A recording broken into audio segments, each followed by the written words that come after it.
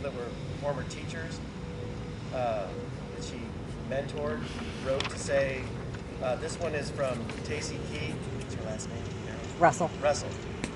She said, Carole was always classy. She is one of the reasons I became a teacher and I teach with similar style. She treated me like a real person, never talking down to me, always motivating me to be my best.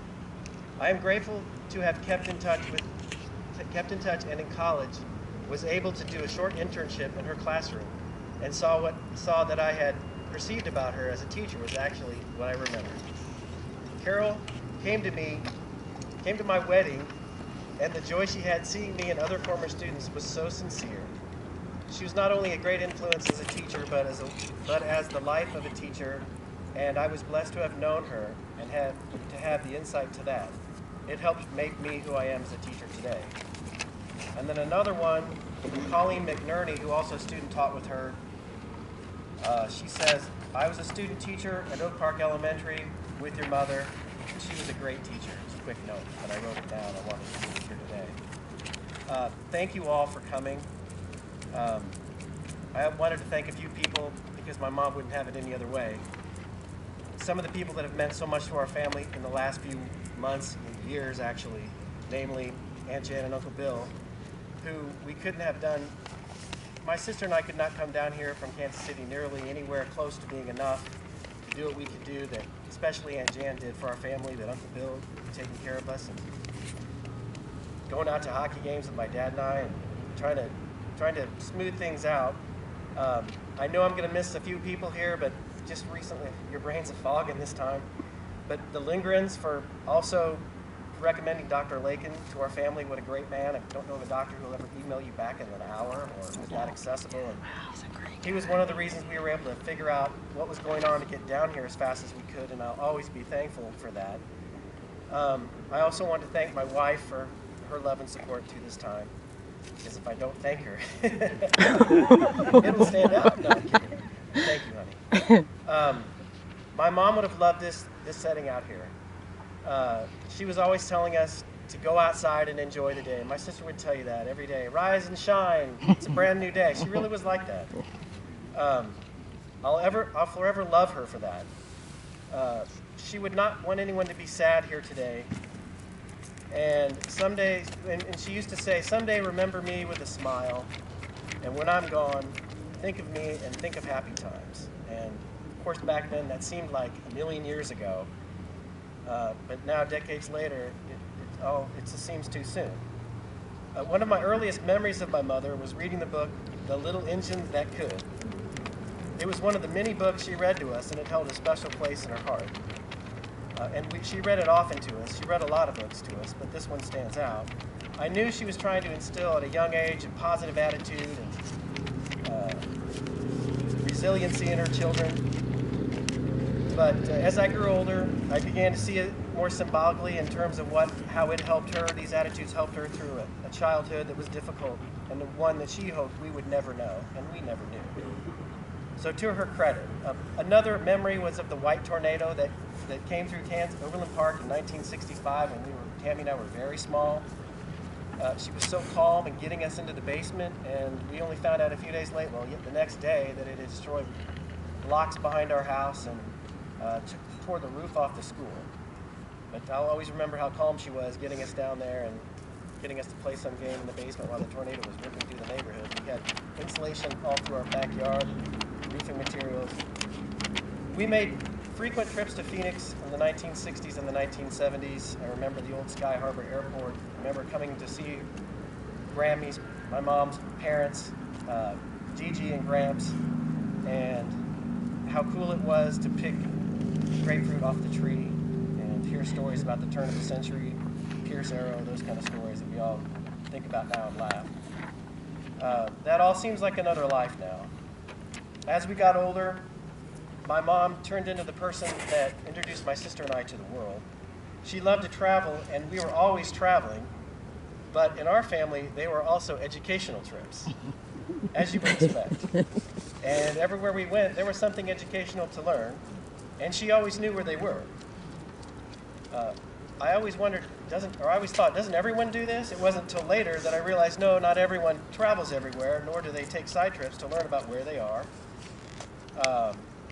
So when we went to New York City or the East Coast to visit relatives, we took a side trip to the Natural History Museum in New York City, and I saw dinosaurs. I had a fascination from that of dinosaurs.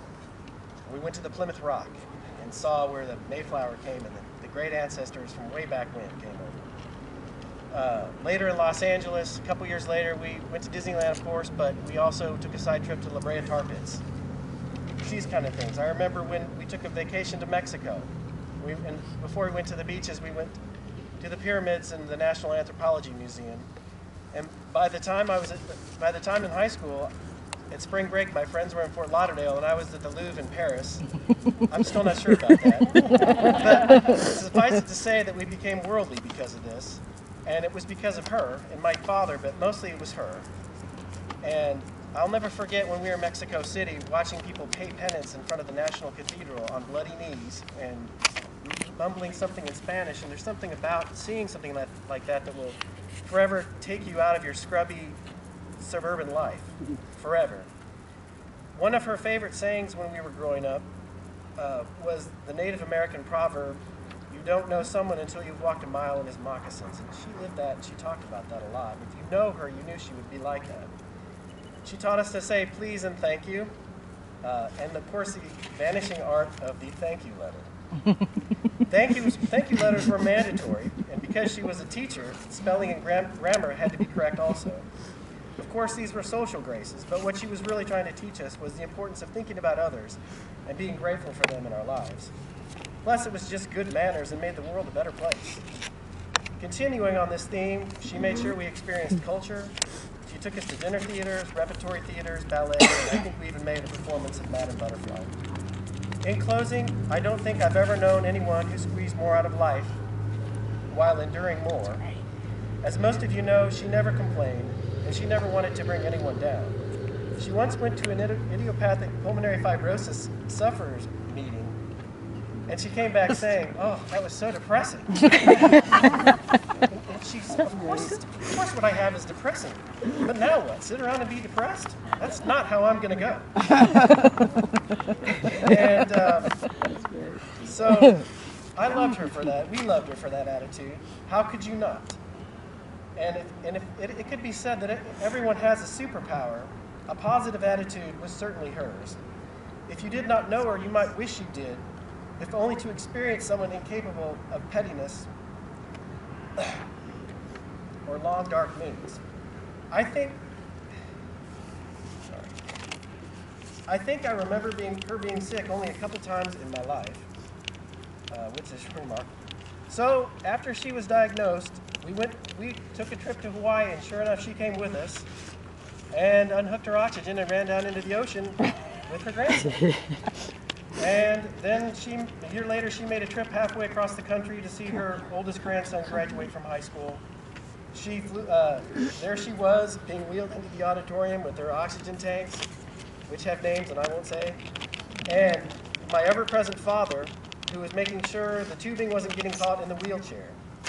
Even this summer, with pancreatic cancer, she went one more time to Coronado to see the ocean. And I learned to love the ocean from her also. We all did. I should also mention that my wife, Amy, thought I should mention too how much she loved being a grandmother. And if you look at all the photos I've taken, which are thousands, and she's either reading with them or cooking with them or telling them stories. It was really special for her. So, and also, she was also one of the very few people I have known that was both an astute observer and an active participant in life. And she had both of these skills in excess. She was able to prioritize, figure out what was important, and go after it. If you would like to pay a small tribute to her, think of something to be grateful for instead of complaining just once this week. She would like that. And it would be an appropriate way to honor her spirit, a giant spirit which we are all blessed and lucky to know in this life. We love you and miss you, Mom. And